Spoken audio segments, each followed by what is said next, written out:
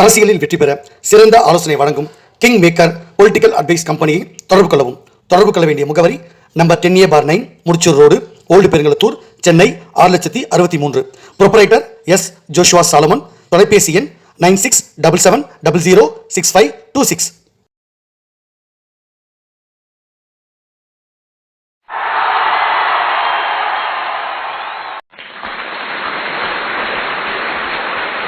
உலகத் தமிழ் ரசிகர்கள் அத்தனை பேருக்கும் என்னுடைய பணிவான வணக்கம். நான் செந்தில்குமார். இந்த பதில் நான் பார்க்க போகிறது, நம்ம முன்கூட்டியே ஒரு பதிவில் சொல்லியிருப்போம்.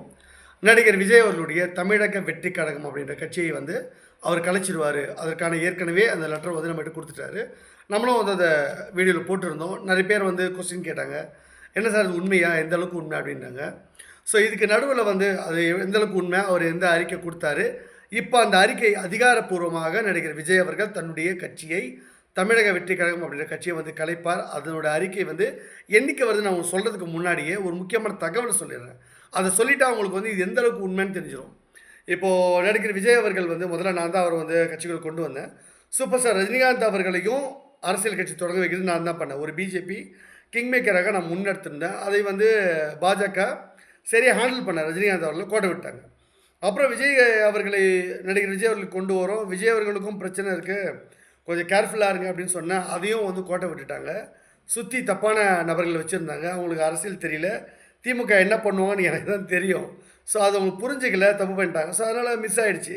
இப்போ விஜய் அவர்கள் கரூர் இன்சிடென்ட்டுக்கு அப்புறமா அவர்கிட்ட என்ன பேரம் பேசப்பட்டதுன்னா, அவர்கிட்ட கிட்டத்தட்ட 5000 கோடிக்கு சன் டிவி அவங்ககிட்ட ரைட்ஸ் வாங்கினாங்க அப்படின்றது தான் அந்த விஷயம்.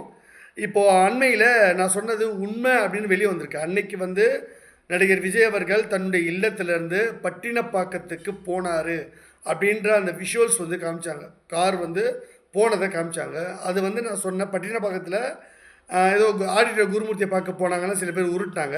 இல்லை அவர் சன் டிவி ஆஃபீஸ் தான் போனார், அவர் அக்ரிமெண்ட்டில் சைன் பண்ணார், இனிமேல் அவர் நடிக்கக்கூடிய படத்துக்கெல்லாம் ரைட்ஸ் அவங்க வாங்கிடுவாங்க, இனிமேல் சன் பிக்சர் கூட நடிக்கிறதுக்கு வாய்ப்பு இருக்குது, அப்படி தான் பண்ணுறாங்க, அப்படி தான் பேச்சுவார்த்தை போச்சு, இனிமேல் அவர் கட்சியை கழிச்சிட்டு நடிக்க போயிடுவார் அப்படின்னு நான் சொல்லியிருந்தேன். அதை உறுதிப்படுத்துகிற விதமாக இன்றைக்கு ஒரு முக்கியமான விஷயம் சோஷியல் மீடியாவில் பேசிக்கிட்டு இருக்காங்க.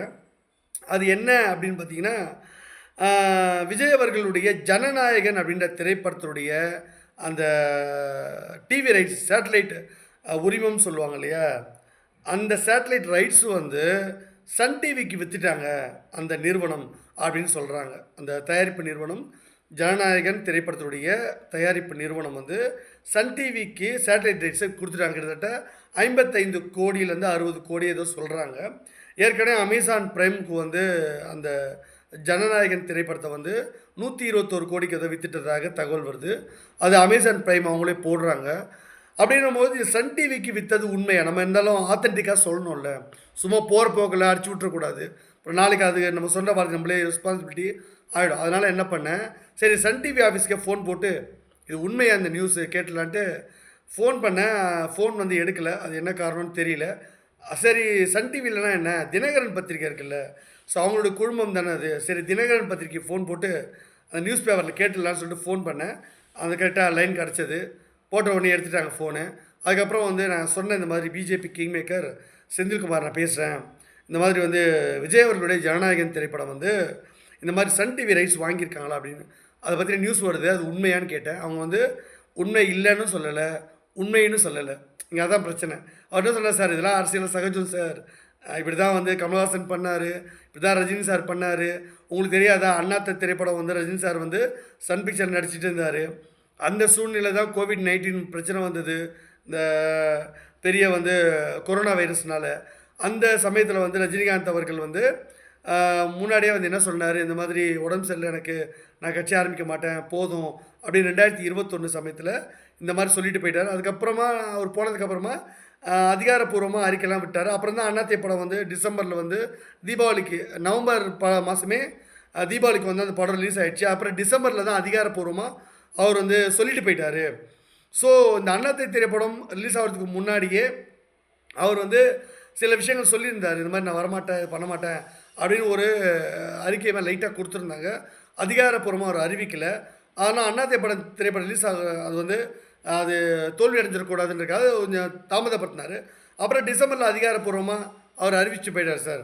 அந்த மாதிரி விஜய் அவர்களும் வந்து சன் டிவிக்கு வந்து ரைட்ஸ் கொடுப்பாங்க. அந்த படத்தை வந்து தொடர்ந்து இனிமேல் அவர் அப்படி தான் நடிக்க போகிறாரு, சினிமாவில் தான் நடிக்க போகிறாரு, அரசியல் பண்ண போகிறதில்ல. அவர் வந்து ரஜினிகாந்த் வந்து தீபாவளிக்கு சொன்னார், இவர் பொங்கலுக்கு சொல்ல போகிறார். அவ்வளோதான் சார் மேட்ரு. அதிகாரப்பூர்வமாக அந்த படம் வந்து ரிலீஸ் ஆகிட்டு பொங்கல் படத்தை ரிலீஸ் பண்ணதுக்கப்புறமா அதுக்கப்புறம் சொல்ல போகிறாரு. ஏன்னா இப்போவே சொன்னால் ரசிகர்கள் வந்து படத்தை பார்க்க மாட்டாங்கல்ல, பிஸ்னஸ் ஆகாது, ஒரு எதிர்பார்ப்பு இருக்கணும்ல. அதனால் படம் ரிலீஸ் ஆகி கல்லா கட்டினதுக்கப்புறமா அதுக்கப்புறம் சொல்லுவாங்க அப்படின்ற மாதிரி பேசினார். கிட்டத்தட்ட ஒரு 5 நிமிஷத்துக்கு நான் பேசணும். பேசிவிட்டு சரி ஓகே சார் இருக்கட்டும், இதெல்லாம் அரசியல் சகஜம் தானே, இது மக்களுக்கு எங்கே புரியுது. ஆனால் கடைசியாக ஒரு பஞ்சு டைலாக் சொன்னார். ஏமாறுறவங்க இருக்கிற வரைக்கும் ஏமாறுறவங்க இருக்கிற வரைக்கும் ஏமாத்துறவங்க உலகத்தில் இருந்துகிட்டே இருப்பாங்க சார்.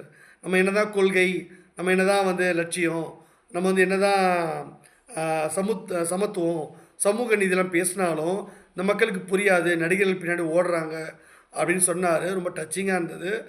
அதனால் கண்டிப்பாக விஜய் அவர்கள் இந்த ஜனநாயகம் திரைப்படம் வந்து ரிலீஸ் ஆனதுக்கப்புறமா அதுக்கப்புறம் அவர் தொடர்ந்து ஒரு திமுக ஆதரவு தொலைக்காட்சிகளுக்கும் அந்த பேனர்களுக்கும் தான் படத்தை எடுப்பாங்க. ரெட் ஜெயின் தான் ரிலீஸ் பண்ண போகிறாங்கிறது உறுதியாயிடுச்சா. ஸோ இனிமேலாவது முட்டாள் ஜனங்கள் நடிகர்கள் பின்னாடி போகாதீங்க அப்படின்னு ரொம்ப பணிவோடு கேட்டுக்கிறேன். விஜய் அவர்களும் ரஜினிகாந்த் மாதிரியே டாடா காமிச்சிட்டு போயிட்டார். பிஜேபிக்கு ஒரு விஷயத்தை நான் சொல்கிறேன். நான் ஒரு விஷயத்தை முன்னெடுத்தால் அந்த விஷயத்தை என்னை கூப்பிட்டு கரெக்டாக அதை அனலைஸ் பண்ணி இது சரியாக செஞ்சு இப்படி பண்ணலாமா வேண்டாமா, இது எப்படி பண்ணுறது அப்படின்னு முதல்ல ஆலோசனை கேளுங்க. வெறும் எழுதி கொடுக்குறத வச்சுட்டு இப்படியே நீங்களே இஷ்டத்துக்கு பண்ணிங்கன்னா இந்த மாதிரி 1000 விஜய்கள் வந்தாலும் 1000 சூப்பர் ஸ்டார் ரஜினிகாந்துக்கு கொண்டு வந்தாலும் நாசமாக தான்டா போவீங்க.